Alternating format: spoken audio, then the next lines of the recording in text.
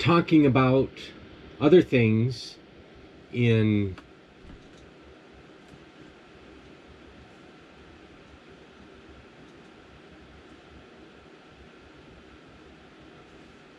this series, and I'll share with you kind of some of the things that we've talked about. We've talked about thought transference, and we've talked about in the clearing.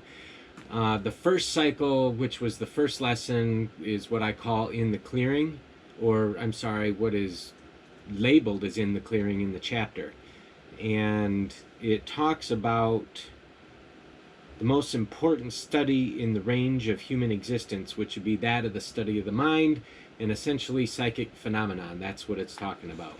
So they proposed some realities: that all life is physical or psychic. Physical life possesses intelligence and power. Psychic life possesses knowledge and magnetism. And every human being is a combination of physical and psychic life. Now, intelligence tells us what to do and how to do it, and power executes the act as a part of existence. So knowledge includes what has been, what is, and what will be when the purpose of the future is already settled. Magnetism is the power that puts knowledge into execution and thus makes it serve its destiny. As a human being is both physical and psychic, it follows that man is four-sided. His conscious mind, psychic mind, physical body, and psychic life making the four parts. The true name for the four parts are as follows. Human intelligence is the physical mind. The animal organism is the physical body. The knowledge is the psychic mind, and magnetism is the psychic life. So we're breaking it down like that, and it has, I guess, a box in the picture, and on one side it's the psychic mind and knowledge, and on this side it's physical mind and consciousness, and up here it's got psychic life and magnetism and power and physical life. Down here with power and your physical life, you have the power to act, and that's my big thing, is you have the power to act. And up here in the psychic life, you have that magnetism, that things that draw things to you, or maybe like the thing that drew you here tonight. That's magnetism. That's your psychic life.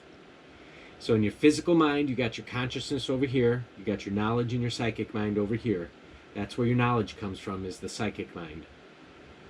And in the physical mind, that's where your consciousness, that's where you're awake. That's your physical mind. So it's a little difficult to understand. We can always go back to it if you want. So those are the propositions. There's more. Telepathy is knowledge, and as knowledge is psychic, it must of necessity follow that telepathy originates in the psychic realm. And that there are two kinds of telepathy: physical telepathy and psychic telepathy. And we're not going to go very much deeper than that. So we'll close in that. That's what In the Clearing talks about. And then the second cycle we talked about was thought transference. And this thought transference that we speak of is the way to transfer your thoughts. And it just went into a whole bunch of examples on different things that happen to different people. So this cycle is The Other Mind in Hypnosis. Under various names and in a multitude of uses, the art of hypnotism has been employed for thousands of years on Earth. But it has remained for this age and this very generation to develop it to a position where it is now becoming an exact science. Now, this chapter will be devoted to the consideration of facts and cases that have been testified by scientific men of much standing, that their statements are everywhere accepted as conclusive. Now, keep in mind, this book that I'm referring to was written by somebody that counseled presidents, and they kept his work very expensive, so people couldn't just outright afford it. They had to be able to afford this material to be able to think in these terms. And what I'm trying to do is bring this to you without having to think any further. This thought transference, this telepathy, this stuff is real.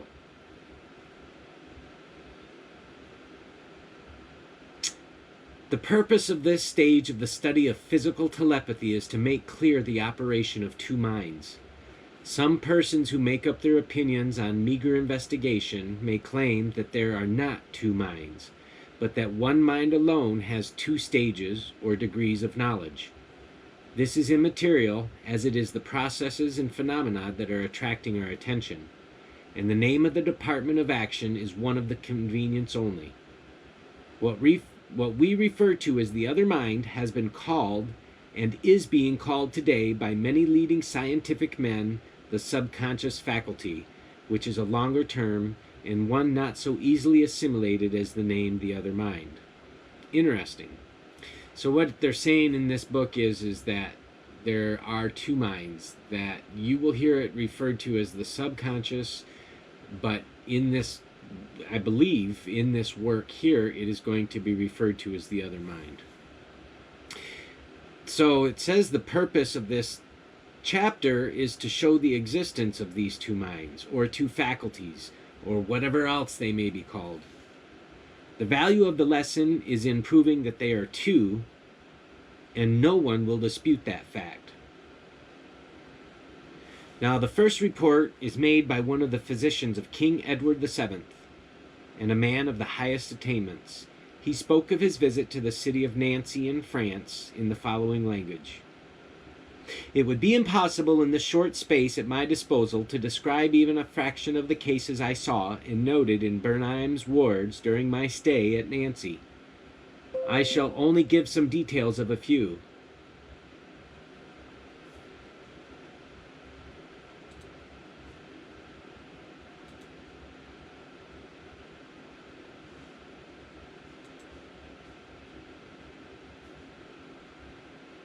The first I shall select exemplifies the power of relieving distress symptoms in a case of organic disease. The patient was a man aged 42, a soldier discharged from the army owing to disease of the aortic valves. The patient was a man aged 42, a soldier discharged from the army owing to disease of the aortic valves. So he was discharged because of his heart disease. The malady was not far advanced, the patient's trouble being chiefly insomnia.